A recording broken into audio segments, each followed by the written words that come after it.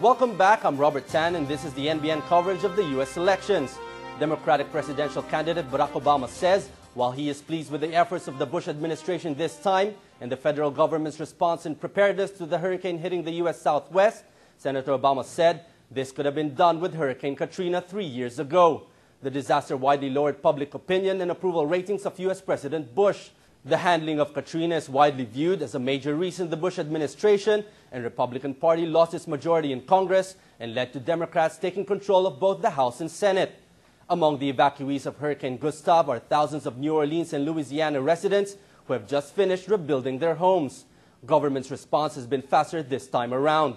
Critics of the Republican Party have said that the heightened efforts taken now are signs that the Bush administration is working hard to ensure no political fallout will affect his party's bid to keep control of the White House.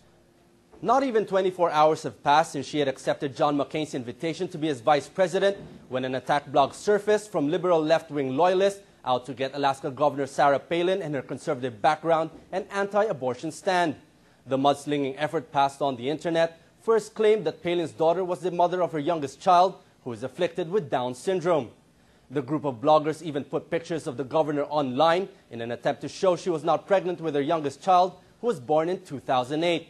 But the Alert campaign staff quickly checked the original source file on the picture, which showed it had been taken in early 2006. But many saw and believed the game was deeper. The target was Palin's 17-year-old daughter, who is not married, in high school, and pregnant, something that, while not a secret, might be embarrassing to the governor's conservative backers. Palin and her husband were quick to respond and appeal for the media to give her daughter Bristol a chance to privacy. She and her boyfriend planned to marry after graduation. Palin lauded her daughter's decision to keep her baby and spoke of what many parents know is something that happens in families worldwide. Meanwhile, Senator John McCain said he knew of Bristol's condition and said there were no secrets between him and his vice president, and also praised the young woman and her boyfriend for their pro-life stand. Democrats in the Obama campaign denounced the bloggers who identified themselves with the Democrats and asked them to respect the privacy of Governor Palin's daughter, who is not a candidate, and reminded supporters that family members are entitled to privacy. The candidate for vice president is someone who is seen in American politics as a person to give more depth or reach a particular demographic. Amidst accusations of inexperience, Barack Obama chose a senior name in Washington politics, Senator Joe Biden, whose more than 20 years on Capitol Hill have seen him as a strong voice on foreign policy and domestic issues. Age and experience, John McCain has a lot of. In the case of Alaska Governor Sarah Palin's choice by John McCain, it was to go after a demographic Obama is seen as weak: conservatives and white women voters who identified with Hillary Clinton. But voters overall go for the top name on the ticket. Polls show that it is the leader, not the sidekick, that makes them vote for one candidate over another.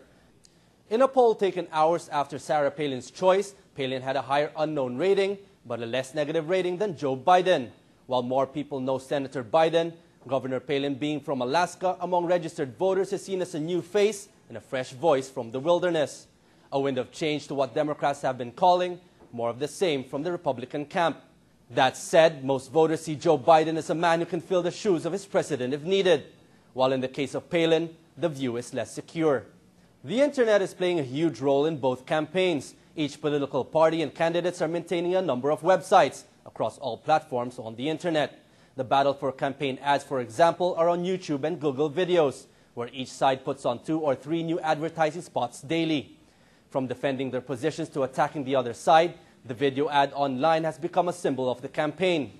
The Democratic Party has a well-laid-out site, and during the Democratic National Convention, its site competed with traditional media outlets in reach. Not to be outdone, John McCain's sites are powered by Google. Filipinos who browse through sections will find a lot of the terms on the site in Tagalog. Tracking software allows the McCain site to know who and from where the person viewing the site is located. Hurricane Gustav has moved inland and is expected to dissipate, leaving strong winds, flooding, and damage in its wake. A 4-state area from western Louisiana to eastern Texas are recovering from the storm's effects as it moves deeper inland and is expected to break up. The fast-moving storm, as reported, may cause severe weather disruptions and anomalies like tornadoes and possible flooding inland as far as up to 100 miles from the coastline. Weakening to Category 1 by 5 p.m. Manila time, by tomorrow the storm's effect and damage will be known. Fears of a stronger storm was partly the reason for the massive evacuation. No political leader of either party wants any blame shown their way. You have been watching NBN's coverage of the U.S. elections from the Pinoy Perspective. We'll see you again tomorrow. I'm Robert Tan. Thank you and have a good day.